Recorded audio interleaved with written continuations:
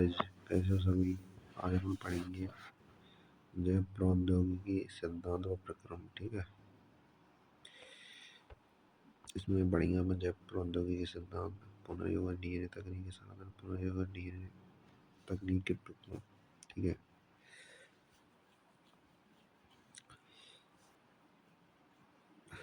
देखो जैव प्रौद्योगिकी है ना, इस तकनीक में जो वर्णन मिलता है जीवधारी है उनसे प्राप्त एंजाइम का उपयोग करते हुए मनुष्य के लिए उपयोगी उत्पाद या प्रक्रमों का विकास हुआ है।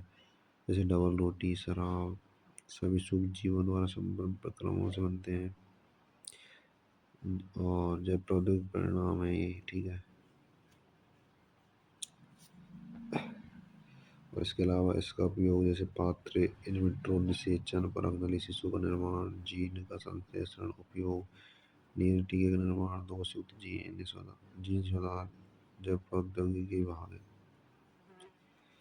ठीक है, IVF यानी कि इसकी जो नई परिभाषा है ना, मतलब इसकी जो परिभाषा नए उत्पाद एवं सेवाओं के लिए प्राकृतिक विज्ञान व जीव कोशिका व उसके अंग आणविक अनुरूपों का समायोजन है। इम्पोर्टेंट है ये। ठीक है,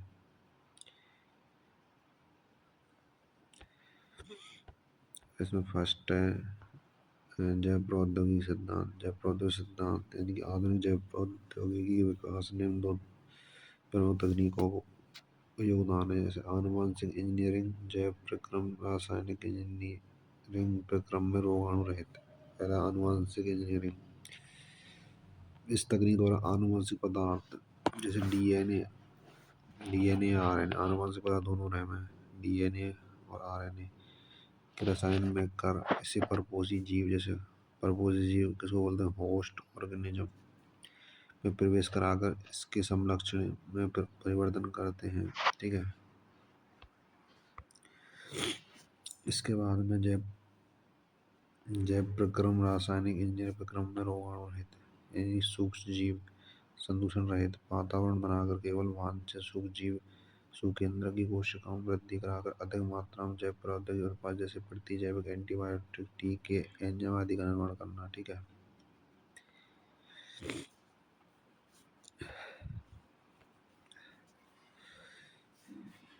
परंपरागत संकरण की विधि जो पौधे एवं जंतुओं के जनन में उपयोगी है, इसके द्वारा वांछित जीन के साथ अवांछित जीन का समावेश व गुणन होता है।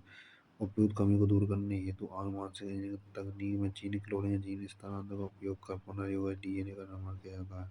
इम्पोर्टेंट है, पुनर्योगा डीएनए का निर्माण कैसे होता है। ठीक है, अब डीएनए जो रेप्लिकेशन किसको बोलते हैं, ये विजातीय डीएनए खंड गुणसूत्र का अंग है जिसमें प्रतिकृति करने की क्षमता होती है। एक गुणसूत्र में एक विशिष्ट डीएनए अनुक्रम है जिसे प्रतिकृति रेप्लिकेशन की उत्पत्ति कहा जाता है। ठीक है, इम्पोर्टेंट है, लेकिन नीट में हुआ क्वेश्चन है। ठीक है, और जो प्रतिकृति के लिए उत्तरदायी किसी भी जीव में किसी भी जाति डीएनए खंड के गुणन हेतु गुणसूत्र का अंग होना आवश्यक है जिसमें एक विशेष अनुक्रम मिलता है, एक विशिष्ट अनुक्रम मिला है जिसे प्रतिकृति का मूल या ओरिजिन ऑफ एप्लीकेशन बोला जाता है। ठीक है,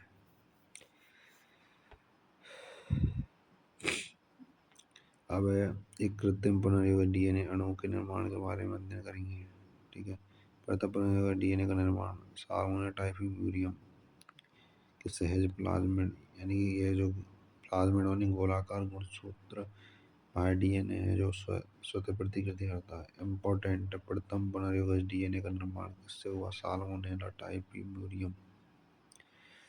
नीट में आ चुका है क्वेश्चन। ठीक है,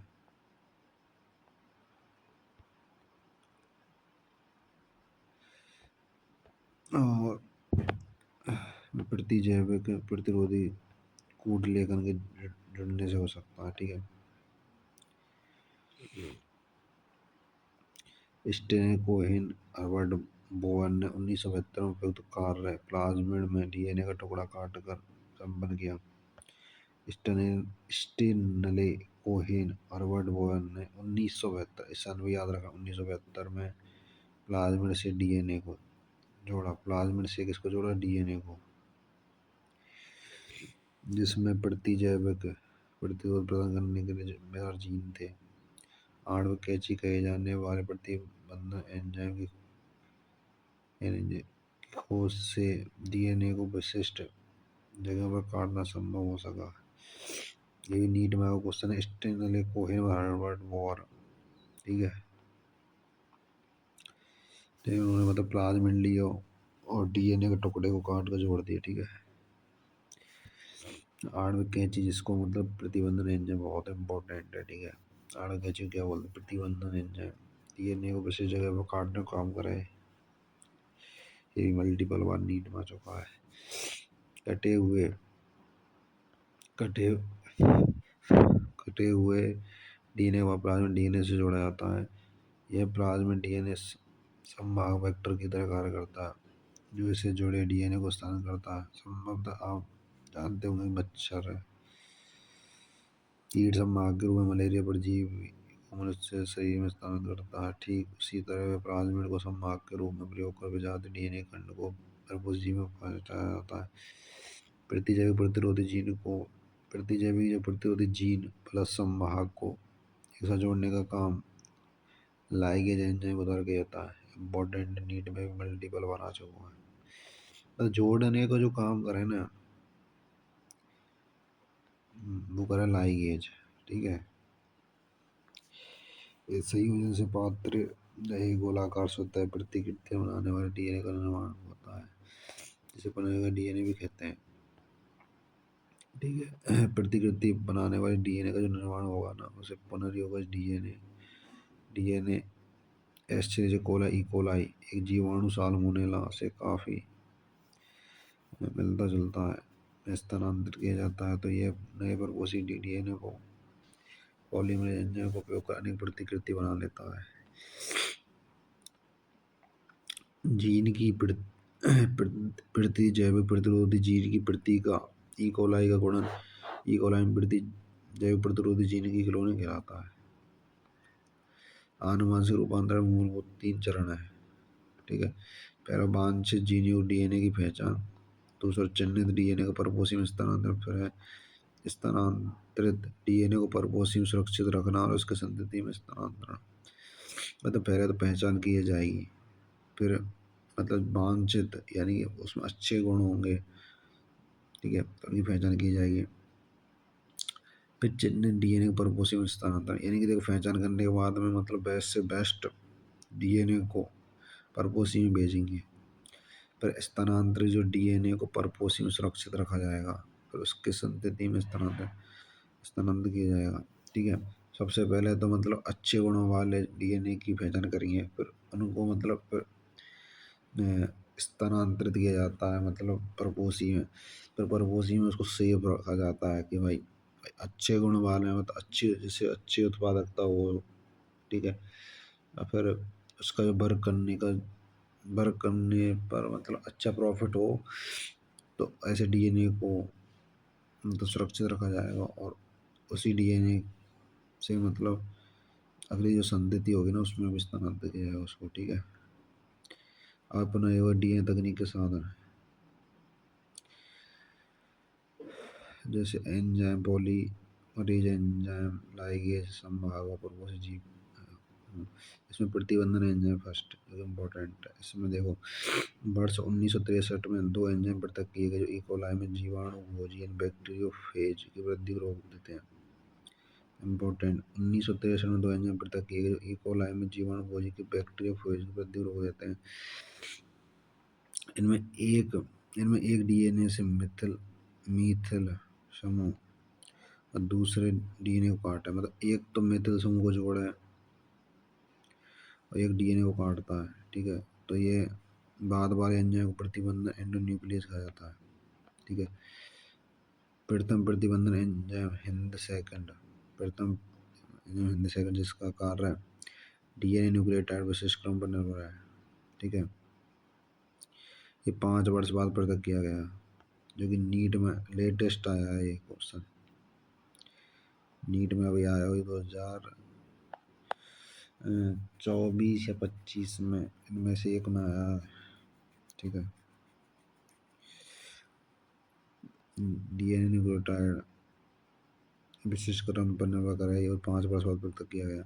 ऐसा पाया गया कि हिंद सेकंड अणु को उस विशेष बिंदु पर काटते हैं जहाँ पर 6 क्षारक हिंद सेकंड डीएनए को उस विशेष बिंदु पर काटते हैं जहाँ पर 6 क्षारक युग्म यानी बेस पेयरों का एक विशेष अनुक्रम होता है, उसको विशिष्ट क्षारक अनुक्रम बोला जाता है। ठीक है। हिंद सेकंड को पहचान अनुक्रम कहते हैं। हिंद सेकंड के अलावा 900 से अधिक प्रतिबंध एंजाइम के बारे में जानकारी जो जीवाणुओं के 230 से अधिक प्रभेदों से पृथक किए गए हैं, जिससे प्रत्येक विभिन्न पहचान अनुक्रमों को पहचानते हैं। ठीक है। हिंद सेकंड के अलावा भी 900 से अधिक प्रतिबंध एंजाइम के बारे में जानकारी है, जीवाणु के 230 से अधिक प्रभेदों से पृथक किए हैं। ठीक है। प्रत्येक विभिन्न पहचान अनुक्रमों को पहचानते हैं। ठीक है।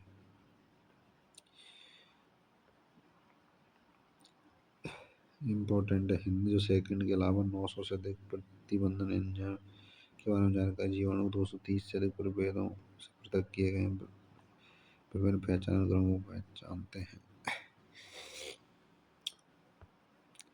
इन एंजाइम नामकरण परंपरानुसार नाम को पहला शब्द वंश, दूसरा एवं तीसरा शब्द प्राक केंद्र कोशिका की जाति इसमें पृथक किए गए हैं, जैसे eco R first, Escherichia coli R Y बंथड़, इको आर वन में आर प्रभेद के नाम से लिया गया। नाम के बाद रोमन अंक उस क्रम को दर्शाते हैं जिसको जीवाणु प्रभेद से एंजाइम पृथक करते हैं। तो जीव जगत जो चैप्टर फर्स्ट वही उसी की लाइन है ये। ठीक है। पहला शब्द वंश को दिखाएगा, दूसरा जाति संकेत पद को। ठीक है। वही चीजें कुछ अलग ना है, सेम है।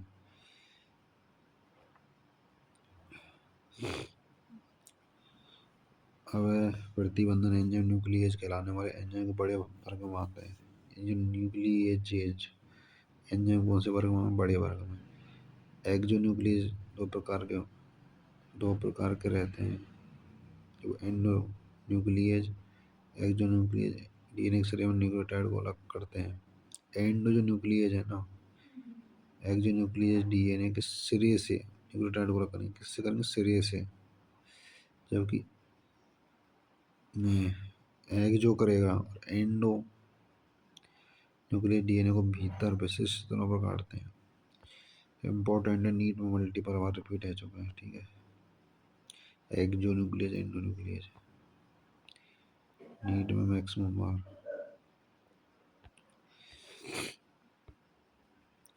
प्रत्येक प्रतिबंधन एंडो न्यूक्लियस डीएनए अनुक्रम की लंबाई के लक्षण के बाद कार्य करता है। जब यह अपना विशिष्ट पहचान अनुक्रम पा जाता है तभी डीएनए जुड़ता है तथा कुंडलनी यानी कि डबल हेलिक्स जो संरचना होती है कि दोनों लड़ियों को शर्करा फॉस्फेट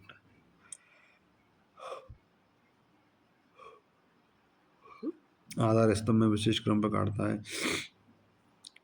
विशिष्ट क्रम मतलब विशिष्ट केंद्रों प्रत्येक प्रतिबंधन एंडोन्यूक्लियस डीएनए विशिष्ट पैलिंड्रोमिक न्यूक्लियोटाइड अनुक्रम को पहचानता है।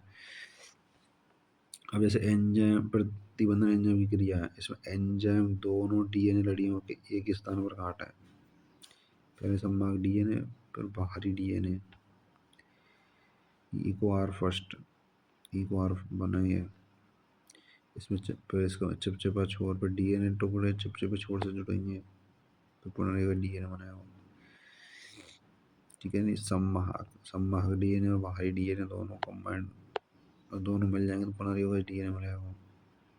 और इसमें कौन से एंजाइम या तो प्रतिबंधन एंजाइम यानी इको आर वन की क्रिया पुनः डीएनए निर्माण के चरण से। इको आर वन है ना, वो सहायता कर रहा है संवाहक डीएनए और बाहरी डीएनए को जोड़ने में, जिससे पुनः डीएनए का निर्माण होता है। अब देखो पैलिंड्रोमिक क्या है? वर्णों के समूह हैं जिनमें आगे व पीछे दोनों तरफ से पढ़ने पर एक ही शब्द है। जैसे मान के चलो डालडा वर्ड है तो आगे से पढ़ लो जब पीछे पढ़ लो समान है। ठीक है। जैसे नमन तो आगे से पढ़ लो, चुप्पी से पढ़ लो, सेम है। ठीक है, इसी तरीके जैसे एग्जाम्पल मलयालम, आगे से पढ़ लो, चुप्पी से पढ़ लो, सेम है। शब्द पोलेंड्रोम इसी को बोलते हैं। शब्द पोलेंड्रोम और डीएनए पोलेंड्रोम में अंतर। डीएनए में पोलेंड्रोम क्षारक यौगिक का एक ऐसा अनुक्रम जो पढ़ने के अभिविन्यास को समान रखने पर दोनों नदियों में एक जैसा पढ़ा जाता है।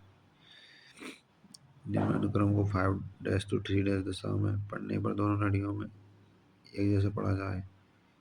अगर 3 to 5 दिशा में पढ़ा जाए तब भी ये बात सेम है। जैसे GAATTC, GAATTC नीट में, ये नीट में मल्टीपल बार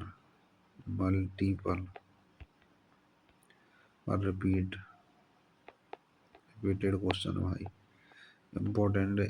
3 स्टार का 10 स्टार लगा लो तब भी कम पड़ेंगे, बहुत बार सही लगा लो तुम, हर साल से रिपीट होता है। और कुछ भूल जाए बस GAATTC को मत भूलना, ठीक है। समझ में आया ना? क्या समझ में आया? पढ़ना ये समझ में आया, ठीक है। प्रतिबंधन एंजाइम डीएनए लड़ी को पोलेंड्रोम स्थल के केंद्र से थोड़ी दूरी पर लेकिन लड़ियों में 2 समाचारों को बीच काटते हैं। जो प्रतिबंधन एंजाइम डीएनए लड़ी को पोलेंड्रोम स्थल के केंद्र से थोड़ी दूर पर लेकिन विपरीत लड़ियों में 2 समाचारों को बीच में काटा है, जिसके फलस्वरूप सिरे पर लड़ी भाग रह जाता है। प्रत्येक लड़ी में प्रलंबित फैलाव होता है जिन्हें चिपचिपा सरा कहा जाता है। ये इसे यह नाम इसलिए दिया गया क्योंकि अब नीचे के बाद में पढ़ेंगे, देखो पहले बता रहा हूँ आपको। सबसे पहले बाहरी डीएनए, ठीक है। कौन सा डीएनए? बाहरी डीएनए और एक संवाहक डीएनए प्लाज्मिड है। मतलब 2 चीज़ ध्यान रखनी है, एक तो डीएनए और एक संवाहक डीएनए यानी plasmid. DNA plus plasmid, DNA याद रखना आपको, प्लस प्लाज्मिड याद रखना। डीएनए और का याद रखना, प्लाज्मिड। अब देखो, अब लाइगेज बाहरी डीएनए और प्लाज्मिड को जोड़ने को काम कौन कर रहा है? लाइगेज। जोड़ने का काम कौन कर रहा है? लाइगेज। पहले तो इकट्ठे हुए हैं क्योंकि एक ही प्रतिबंध एंजाइम दोनों बाहरी डीएनए संवाहक डीएनए को किसी जगह पर काटा हो। यहाँ पे अब देखो, जो बाहरी डीएनए है ना, ये विशिष्ट जो जगह है, ये स्पेस दे रखे हैं हमें, और यहाँ हमें देखो स्पेस है, यहाँ विशिष्ट जगह है। जैसे यहाँ पे स्पेस दे रखे ना, ये जैसे यहाँ पे भी स्पेस है, ये विशिष्ट जगह स्पेस ऐसे ही नाम दे रखो, ठीक है। तो ये जो स्पेस यहाँ पे है, तो यहाँ में कंबाइंड है जाएगी, तो यहाँ पे कंबाइंड है वो, तो पुनर्युग डीएनए बनेगा, तो ये रूपांतरण या स्थानांतरण हो जाएगा। ई कोलाई या क्लोनिंग होस्ट कोशिका, फिर इसके बाद कोशिका विभाजन हो जाएगा, तो पुनर्युग डीएनए का 8% होगा, ठीक है। पहले यानी सीधे ये लड़ी है, ठीक है। ये अपना प्लाज्मिड है, तो प्लाज्मिड में थे जैसे यूं है, तो इतना भाग ये जो बच रहा है, ई जुड़ जाएगा यहाँ कंबाइंड रूप में, तो ई बन गो, ठीक है। ठीक है साहब, ये चीज यार का चुना अपने पूरा कटे प्रतिरूप के साथ हाइड्रोजन बॉन्ड बनाते सिरों का ये चिपचिपापन एंजाइम डीएनए लाइगेज के कार्य में सहायता प्रदान करें। इस सिरों का ये चिपचिपापन डीएनए लाइगेज के कार्य में सहायता करे।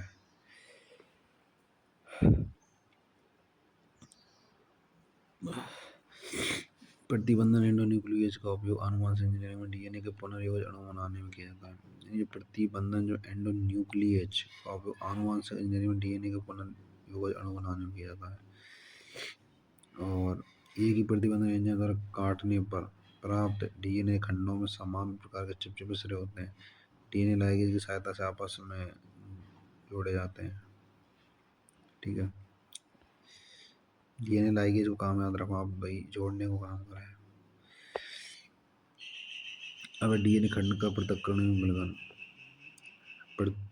प्रतिबंधन एंडोन्यूक्लियस द्वारा डीएनए को काटने के परिणामस्वरूप डीएनए का खंडन होता है। इन खंडों को एक तकनीक द्वारा अलग कर सकते हैं जिसको जैल वैद्युत का संतुलन इलेक्ट्रोफोरेसिस, जो कि नीट में मल्टीपल बार रिपीट हो चुकी है। यानी जैल वैद्युत का संचरण इलेक्ट्रोफोरेसिस विधि,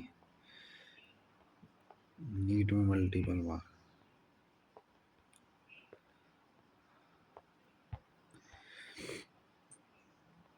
देखो डीएनए खंड ऋणात्मक आवेशित अणु होते हैं। पहली बात तो डीएनए खंड कैसे होते हैं, ऋणावेशित, इसलिए इन्हें विद्युत क्षेत्र में माध्यम या आधात्री द्वारा एनोड की तरफ बलपूर्वक भेजकर अलग कर सकते हैं। आजकल बहुत ही सामान्य रूप से उपयोग किए जाने वाले माध्यम एग्रोज है, जो समुद्री घास से निकाला गया एक प्राकृतिक बहुलक है। इम्पोर्टेंट है। एग्रोज है ना, जो कि समुद्री घास यानी सी वीड्स से निकाला गया प्राकृतिक बहुलक है, पॉलीमर है, जो कि नीट में आ चुका है क्वेश्चन। ठीक है। और जो इसमें जो इलेक्ट्रोफोरेसिस है ना, इसमें जो मेन चीज़ है कि डीएनए खंड को एग्रोजेल के छलनी प्रभाव द्वारा उनके आकार के अनुसार अलग करते हैं। और इम्पोर्टेंट है, आकार के अनुसार अलग करते हैं। और इसमें जो छोटे आकार, मतलब इस कारण खंड जितने छोटे आकार के होंगे ना, वे अधिक दूरी तक जाएंगे। अरे एक चीज़ ध्यान रखो यार, आप हल्की चीज़ रहे भारी चीज़ रहे, तो हल्की चीज़ को यदि फेंकते तो आराम से लंबी दूरी तय कर रहा है, तो उसी तरीके से हम छोटे आकार के जो होंगे ना खंड, तो अधिक दूरी तक जाएंगे। अब पृथक्कृत डीएनए खंडों को तभी देखा जा सकता है, मतलब पृथक यानी अलग अलग किए गए जो डीएनए के जो खंड है ना, उनको देखने के लिए कंडीशन ये है कि डीएनए को इथिडियम ब्रोमाइड नामक यौगिकों से अभिरंजित यानी रंगा जाता है, पराबैंगनी विकरणों से अनावृत। पराबैंगनीकरण एब्सेंट एनर्जी है। इथिडियम ब्रोमाइड अभिरंजित जेल को पराबैंगनी प्रकाश से अनावृत करने पर डीएनए को चमकीली नारंगी रंग की पट्टी दिखाई पड़ती है। ठीक है। इथिडियम ब्रोमाइड बहुत इंपॉर्टेंट है कि इसका कौन से जो जैसे नील होती है ना, उसका नाम रंगने में जो काम आता है उसमें इथिडियम ब्रोमाइड लेंगे। ठीक है, जो रंगने के लिए, तो इथिडियम ब्रोमाइड अभिरंजित जेल को पराबैंगनी किरणों से अनावृत करने पर डीएनए को चमकीली नारंगी पट्टी दिखाई पड़ती है। और इनको जो एग्रोस जेल की सहायता से काट दिया जाता है, जेल के टुकड़े से निष्कर्षित कर लेते हैं। इस प्रक्रिया को छालन या इंसुलिन इलूशन बोला जाता है। ठीक है। इस तरह शुद्ध किए गए डीएनए क्लोनिंग समास जोड़कर बनाए हुए डीएनए में उपयोग किया जाता है। ठीक है, चीज़ है। अब देखो यहाँ पे जो सबसे इम्पोर्टेंट है, एक तो अपने जेल इलेक्ट्रोफोरेसिस मल्टीपल बार क्वेश्चन आ चुके हैं, और एग्रो जो जेल एंड प्राकृतिक बहुलक है, यहाँ से भी मल्टीपल बार क्वेश्चन आ सके। अब डीएनए को मतलब कौन से रंजक से रंगा जाता है, इथिडियम ब्रोमाइड, ये भी इम्पोर्टेंट यहाँ पे मल्टीपल बार क्वेश्चन आ चुके हैं। ठीक है। अब इथिडियम ब्रोमाइड अभिरंजित जेल को पराबैंगनी प्रकाश से अनावृत करेंगे तो कौन से रंग की पट्टी दिखाएगी, ये नारंगी, रंग ही इम्पोर्टेंट है, नारंगी। वहाँ ऑप्शन वहाँ लाल, नीला, हरा, नारंगी, तो नारंगी सही है। ठीक है। और इसमें जेल के टुकड़े को निष्कर्षित कर लेते हैं, तो ठीक है, डीएनए की पृथक पट्टी को एग्रोजेल से काट कर निकालते हैं, जेल के टुकड़े को निष्कर्षित कर लेते हैं। इस प्रक्रिया को छालन या इलूशन बोलते हैं। ठीक है। अब है क्लोनिंग संवाहक। ठीक है। प्लाज्मा में जीवाणु कोशिका में बिना गुणसूत्र डीएनए नियंत्रण के स्वतंत्र रूप से प्रतिक्रिया करने की क्षमता रखते हैं। ठीक है। जीवाणु वो जी प्रत्येक कोशिका में काफ़ी अधिक संख्या होने से जीवाणु कोशिका में उनके कई प्रति मिलती है। कुछ प्लाज्मा में प्रति कोशिका केवल एक या मतलब कुछ में तो केवल एक ही मिलेगी, कुछ में 1 से 2, कुछ दूसरों में 15 से 100 तक मिलती है। ठीक है। इसके बाद में पढ़ेंगे अपन ORI प्रतिकृतियन का उत्पत्ति। ठीक है। यह वह अनुक्रम है जहाँ प्रतिकृतिकरण की शुरुआत होती है। ठीक है। जब कोई डीएनए का कोई खंड इस अनुक्रम से जुड़ जाता है, तब परपोषी कोशिका के अंदर प्रतिकृति कर सकता है। यह अनुक्रम जोड़े गए डीएनए प्रतिरूपों की संख्या के नियंत्रण के लिए उत्तरदायी है। इसलिए यदि कोई लक्ष्य डीएनए की काफ़ी संख्या प्राप्त करना चाहता है, तो ऐसे संभाग में क्लोन करना चाहिए। ठीक है। इसका मूल ORI या अत्यधिक प्रतिरूप बनाने में मेन चीज़ है कि जैसे कॉपी होती है ना, जैसे आप कोई पन्ना है, पन्ने की यदि कॉपी करवाने ले जाओगे ई मित्र वाले के पास, जिसको कैफे वाले बोलते हैं, साइबर कैफे। तो वही चीज़ है। तो यहाँ में भी तो ORI वो डीएनए की मतलब रेप्लिकेशन को काम कर रहा है, यानी कि डीएनए सेम डीएनए की होगा वो कॉपी, समझ रहे हो, समझ ही होंगे कॉपी का मतलब सेम टू सेम वो स्ट्रक्चर तैयार करना, वही सेम टू सेम। अब वर्णयोग चिन्हक, ठीक है। वर्णयोग चिन्हक में ORI के साथ समभाव वर्णयोग चिन्ह की आवश्यकता होती है, जो अरूपांतरण की पहचान व उन्हें समाप्त करने में और रूपांतरण की चयनात्मक वृद्धि को होने देते हैं, यानी कि ट्रांसफॉर्मेशन प्रक्रिया के खिलाफ है। ठीक है, ये अरूपांतरण को समाप्त कर रहे हैं, रूपांतरण को होने दें। ठीक है, और इसमें जैसे क्या नाम है अपने वर्णयोग चिन्ह कहना एम्बिसिलिन, क्लोरोरेफनिकोल, टेट्रासाइक्लिन, कैनामाइसिन प्रतिजैविक यानी एंटीबायोटिक के प्रतिरोध करने वाले जीन इकोलाई के लिए उपयोग वर्णयोग चिन्ह माना जाता है। इंपॉर्टेंट है, नीट में मल्टीपल बार आ चुका है। ठीक है, नीट में मल्टीपल बार आ चुका है कि वर्णयोग चिन्ह कौन कौन से हैं। एम्बिसिलिन है वो, क्लोरोरेफनिकोल है वो, टेट्रासाइक्लिन है वो, कैनामाइसिन है वो। ठीक है, और ये भी याद रख लेना। ठीक है, ये आया तो नहीं, एक आध बार आया, वैसे इतना नहीं है पर याद कर लेना। 25 में भी आया लेटेस्ट, पर थोड़ा डिफरेंट था, उसमें थोड़ा डीपली पूछ लिया मैंने। ये AMB टेट आ रही प्रतिजैविक है। ठीक है, इसके अलावा Eco R first, CLA first, third है, BAMH फर्स्ट, फिर सेल फर्स्ट, फिर PVO सेकंड, फिर ORI और ओरिजिन रेप्लिकेशन जो कि अभी पढ़ा है, प्रतिकृतियन ये वाला ORI, प्रतिकृतियन की उत्पत्ति, पिस्टल PST फर्स्ट, फिर PVO फर्स्ट। ठीक है, ये क्रम याद रखना आप लोगों को। ठीक है ना। अब क्लोनिंग स्थल, प्रजातीय डीएनए को जोड़ने हेतु सामान्य काम में लिए जा रहे प्रतिबंधन एंजाइम के लिए समवाक्य में कुछ एक ही पहचान स्थल होना चाहिए। ठीक है, समवाक्य के अंदर एक से अधिक पहचान स्थल होने पर उसके कई खंड बन सकते हैं जो जीन क्लोनिंग को जटिल बना देते हैं। विजातीय डीएनए का बंधन उन दोनों जैविक प्रतिरोधी जीनों में से एक में प्रतिबंध स्थल पर किया जाता है। उदाहरण, आप विजातीय डीएनए को संवाहक, विजातीय डीएनए कौन सा लिंक है, संवाहक PBR 322 में स्थित टेट्रासाइक्लिन प्रतिरोधी जीन के स्थल से जोड़ सकते हैं। पुनर्योगज डीएनए का टेट्रासाइक्लिन प्रतिरोध भारी डीएनए के निवेश से समाप्त हो जाता है। ये पुनर्योगज प्लाज्मिड है ना का जो टेट्रासाइक्लिन प्रतिरोध भारी डीएनए के निवेश, भारी डीएनए वही चीज़ मैं आप लोगों को पहले बता रहा हूँ, प्लाज्मिड और आपको डीएनए याद रखना, डीएनए में भी भारी डीएनए। ठीक है, तो पुनर्योगी जो प्लाज्मिड है ना का टेट्रासाइक्लिन प्रतिरोध भारी जीन के निवेश यानी कि प्रवेश करने से समाप्त हो जाएगा, लेकिन रूपांतरजों को टेट्रासाइक्लिन युक्त माध्यम पर फैलाकर इसका पुनर्योगज से अभी भी चयन कर सकते हैं। ठीक है, एम्पिसिलिन युक्त माध्यम पर वृद्धि करने वाले रूपांतरजों को तब टेट्रासाइक्लिन माध्यम पर स्थानांतरित कर देते हैं। पुनर् ठीक है, तो रूपांतरजों को तो टेट्रासाइक्लिन युक्त माध्यम पर स्थानांतरित कर देंगे, परंतु अरूपांतरण को ना करें। तो पुनर्योगज एम्पिसिलिन युक्त माध्यम पर तो वर्धन करेगा, लेकिन टेट्रासाइक्लिन युक्त माध्यम पर वर्धन नहीं करेगा। ये बहुत इंपॉर्टेंट लाइन है कि जो पुनर्योगज है ना एम्पिसिलिन युक्त माध्यम पर यानी EMP पे तो वृद्धि करेगा। ठीक है,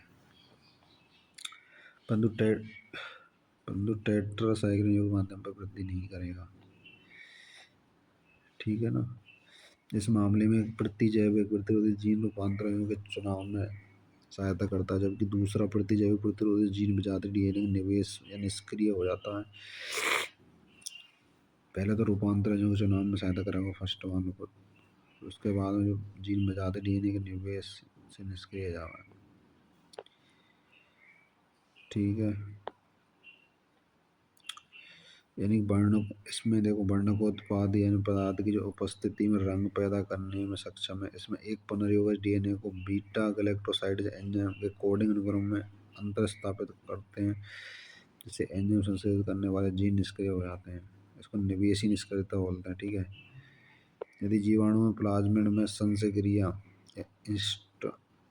संश्लेषण नहीं होती है तो वर्णकोत्पादी पदार्थ की उपस्थिति में नीले रंग को नभे या कॉलोनी का निर्माण होता। संश्लेषण की उपस्थिति के परिणाम स्वरूप बीटा गैलेक्टोसाइडेज का निवेशी निष्क्रियण हो जाता है, जिससे बिना रंग वाली कॉलोनी बनती है, जिसे पुनर्योजी कॉलोनी के रूप में जानते हैं। ठीक है, इम्पोर्टेंट है। ठीक है, क्योंकि नीट में आया वो क्वेश्चन है ये। अब पौधे व जंतुओं जीन क्लोनिंग हेतु संवाहक।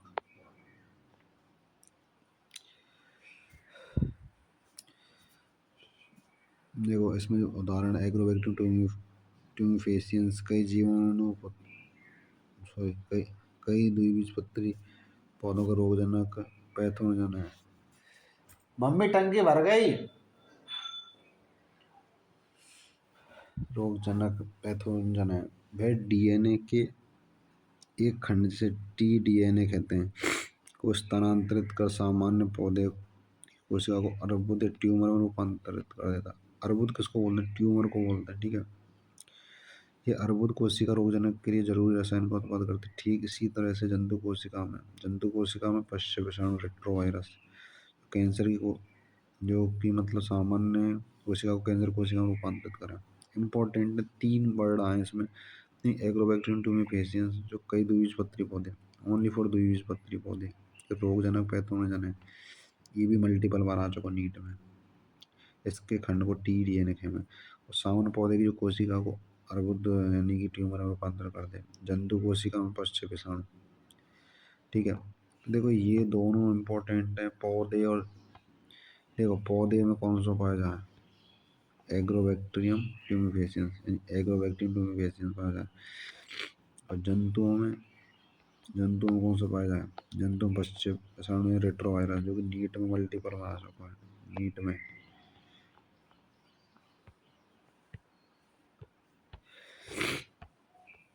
ठीक है। अपने स्वीकृत परपोषी में जीन स्थानांतरण के खिलाफ अच्छी तरह से समझ कर रोगजनक की इस विधि का उपयोग करें। ठीक है, अच्छे संभाग के रूप में प्रयोग कर मानव के लिए उपयोगी जीन का स्थानांतरण कर सकते हैं। एग्रोबैक्टीरियम ट्यूमिफेसियंस का टी प्लाज्मिड क्लोन संभाग के रूप में, यानी कि मानव के लिए उपयोगी जीन का स्थानांतरण कर सकें। जो एग्रोबैक्टीरियम ट्यूमिफेसियंस का टी प्लाज्मिड क्लोनिंग संभाग के रूप में बंद कर दिया गया है। पौधों के लिए रोगजनक नहीं है, लेकिन उसका उपयोग अपनी अभिरुचि के जीन तो अनेक पौधों में स्थानांतरित करने में किया जाता है। ठीक है, अब सक्षम या परिपोषित है। ठीक है, डीएनए जलरागी यानी हाइड्रोफिलिक अणु है। यह कोशिका झिल्ली से होकर नहीं गुजर सकता है।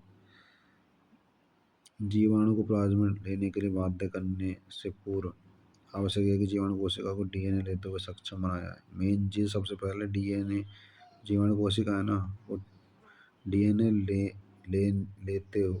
लेने हेतु सक्षम बनाया जाएगा। फिर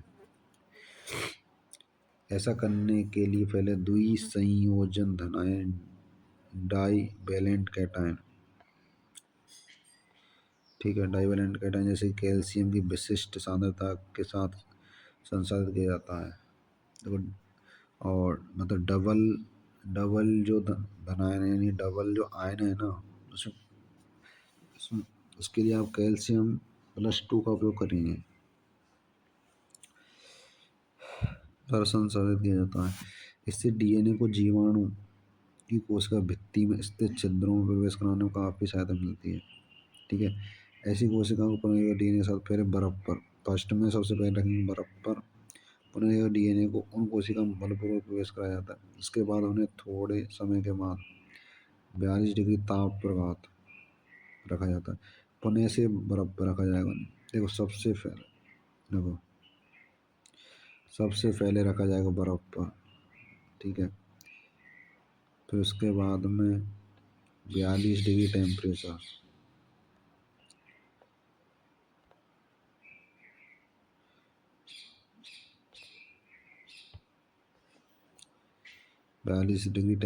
पर फिर उसके बाद फिर बर्फ पर रखा जाएगा। तो ये कंडीशन है और इम्पोर्टेंट भी है। ठीक है, अब दो दो विधि जो कि बहुत इंपॉर्टेंट है, नीट में बहुत बहुत बार रिपीट हुई हैं। परपोषी कोशिका में जाति डीएनए को प्रवेश कराने हेतु तो यही विधि नहीं है, सूक्ष्म अंतःक्षेपण। अब जो बता रहा हूँ सूक्ष्म अंतःक्षेपण बहुत इंपॉर्टेंट भाई, रट लो। सूक्ष्म अंतःक्षेपण विधि में पुनः युगज डीएनए को सीधे जंतु कोशिका के केंद्र के भीतर अंतःक्षेपित किया जाता है। भाई दूसरी विधि जो पौधों के लिए, ठीक है, पहली बार किसके लिए, जंतु के लिए, दूसरी कौन से, पौधे के लिए। जो कोशिका पर डीएनए को विलेपित स्वर्ण टंगस्टन के उच्च वेग सूक्ष्म कणों से बमबारी करते हैं, बायोलिस्टिक जीन गन कहते हैं। ठीक है जी, समझ में आ गया। एक मिनट रुक जाओ ना। अब देखो ये सूक्ष्म अंतःक्षेपण जो विधि है ना, माइक्रो इंजेक्शन, जो जंतु कोशिका में उपयोग होगा, ये चीज ध्यान रखो आप। और जो कि और दूसरी जो विधि है जो पौधों के लिए, उसमें उसमें जो उपयोग करते हैं पौधों के लिए, बायोलिस्टिक या जीन गन को। नीट मल्टीपल बार आ चुका, और ये भी आया नीट में कि कौन से कण का उपयोग किया जाता है, स्वर्ण या टंगस्टन। भाई ये लगा लो तुम डीपली, और मतलब वही है एनसीईआरटी लाइन से क्वेश्चन, डीपली तो क्या ही बोलेंगे, एनसीईआरटी के लाइन से ही आ रहे हैं फिजिक्स में, सॉरी बायो में। ठीक है, बायो इनऑर्गेनिक ऑर्गेनिक, ठीक है, line to line question NEET में मल्टीपल बार। भाई क्या ही बताऊं, इतनी बार आ चुके हैं, तुम देख रहे हो ना पीवाई को उठा के।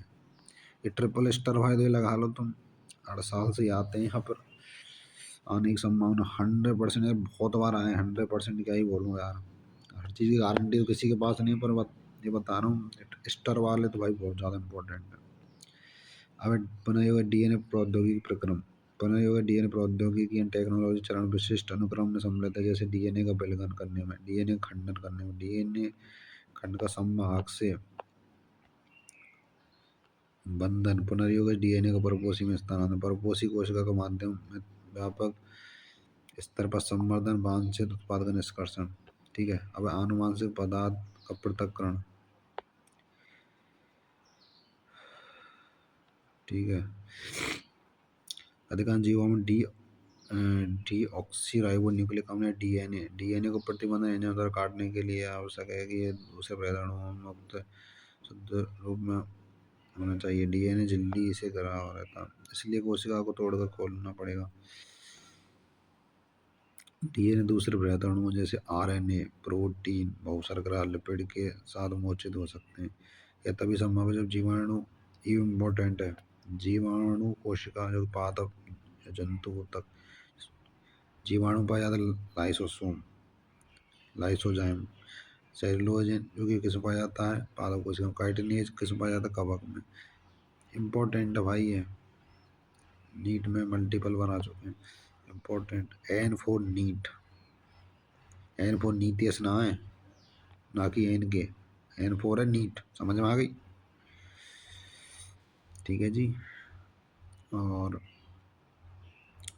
दूसरे अणुओं को उचित उपचार द्वारा अलग कर सकते हैं, जैसे अंतोत्गतबा, दुर्तशीतत, चिल्ड एथेनॉल मिलाने से शोधित डीएनए अपक्षेपित, यानी अपक्षेपित को इंग्लिश में क्या बोलते हैं, प्रोसिपेट हो जाता है।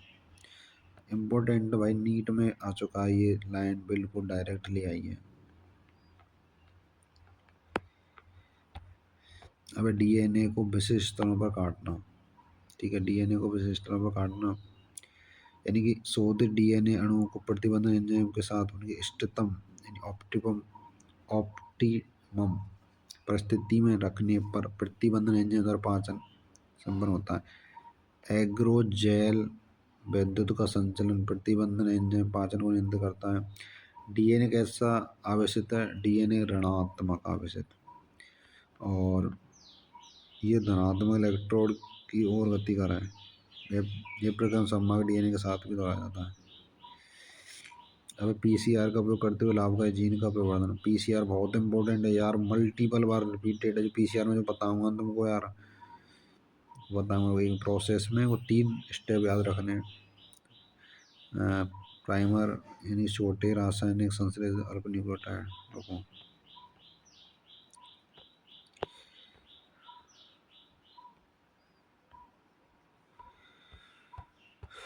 पीसीआर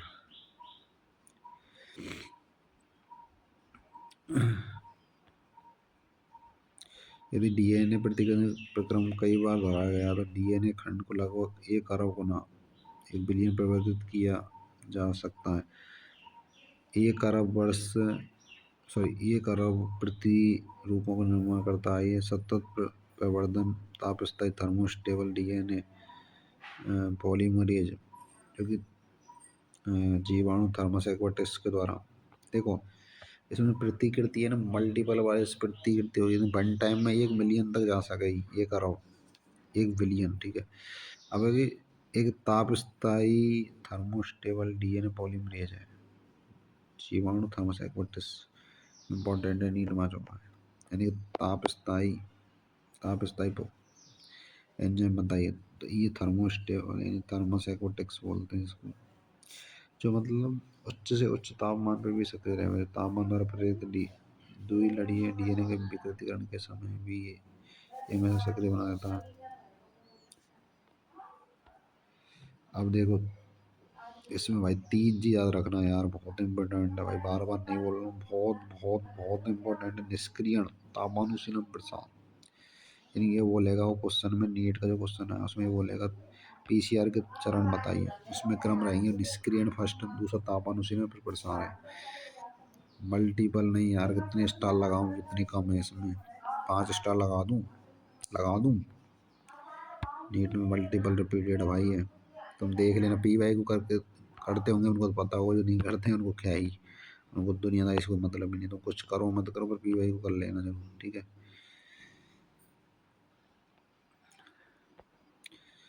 ये चीज़ें इसमें सबसे पहले निष्क्रियण, फिर तापमान उसीलन, ये 3 क्रम याद रखो, बाकी और कुछ ना पूछना मिलते हैं। अगर पुनः डीएनए को परपोषी कोशिका जीव में निवेशन,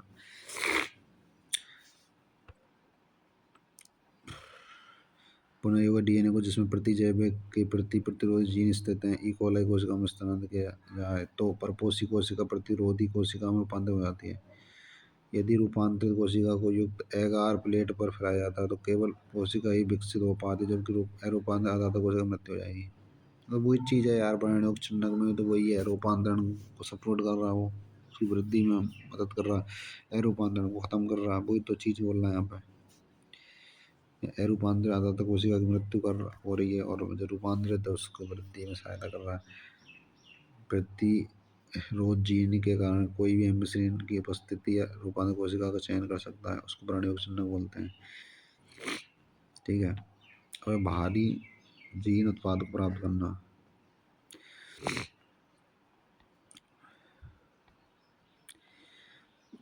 यदि कोई कुक्कुट लेखन जीन किसी विषमजात हेटेरोलोगस परपोषी अभिव्यक्त कर होता है, उसे पुनः प्रोटीन कहते हैं, ठीक है।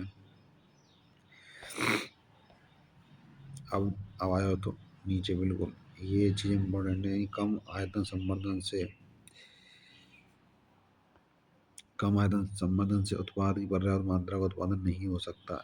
इन उत्पादों के अधिक मात्रा में उत्पादन हेतु बायोरिएक्टर के विकास की आवश्यकता थी। संवर्धन का अधिक आयतन 100 से 1000 लीटर संशोधित किया जाता है, ठीक है।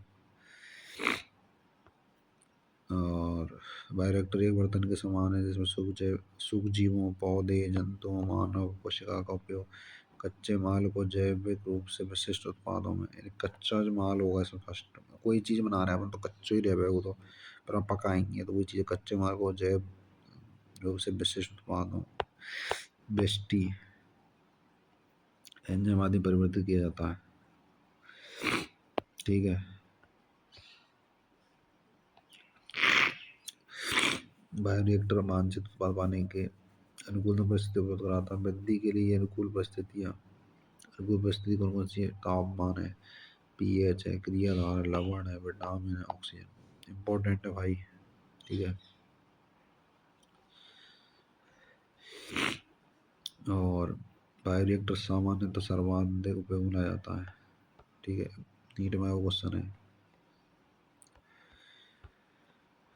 लोडेड डोज बायोरिएक्टर सामान्य बेलनाकार होता है, ठीक है, जिसका आधार घुमावदार घुमावदार होने से रिएक्टर के अंतर वस्तु के मिश्रण में सहायता करता है। ब्लोडक बायोरिएक्टर में ऑक्सीजन उपलब्धता व उसके मिश्रण का काम करता है।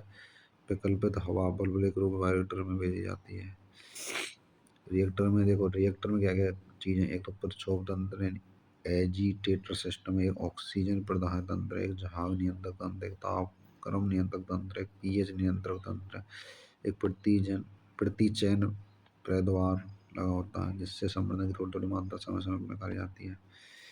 ठीक है, इसमें देख सकते हो सारी चीज़ें। ठीक है, पहला तो साधारण विलोड़न होज बायोरिएक्टर, फिर दंडु विलोड़क होज बायोरिएक्टर है। ठीक है, और फिर लास्ट अपना अनुप्रवाह संसाधन। ठीक है, जैव संश्लेषण अवस्था के पूर्ण होने के बाद परिष्कृत तैयार होने व विपणन के लिए भेजे जाने से पहले कई प्रक्रमों से गुजारा जाता है। इन प्रक्रमों पृथक्करण व शोधन सम्मिलित है। पृथक्करण क्या सम्मिलित है? शोधन। सामान्य रूप से इसको अनुप्रवाह संसाधन बोलते हैं। औषधि के मामले ऐसे संरूपणों को चिकित्सक परीक्षण से जांचते हैं। प्रत्येक उत्पाद के लिए सुनिश्चित प्रत्येक उत्पाद के लिए सुनिश्चित गुणवत्ता नियंत्रण परीक्षण की आवश्यकता होती है। अनुप्रवाह संसाधन में गुणवत्ता नियंत्रण परीक्षण प्रत्येक उत्पाद के लिए भिन्न भिन्न है। इम्पोर्टेंट लाइन है, अनुप्रवाह संसाधन और गुणवत्ता नियंत्रण दोनों भिन्न भिन्न है। ठीक है, चलो ठीक है, बाकी चैप्टर क्लोज करते हैं। और इसकी डिटेल पीडीएफ आपको टेलीग्राम चैनल पर मिल जाएगी, और जो इसकी लिंक आपको डिस्क्रिप्शन में। और जो भी न्यू स्टूडेंट है वो चैनल को सब्सक्राइब कर लो, है ना, यदि आपको लेक्चर अच्छे लग रहे हैं तो।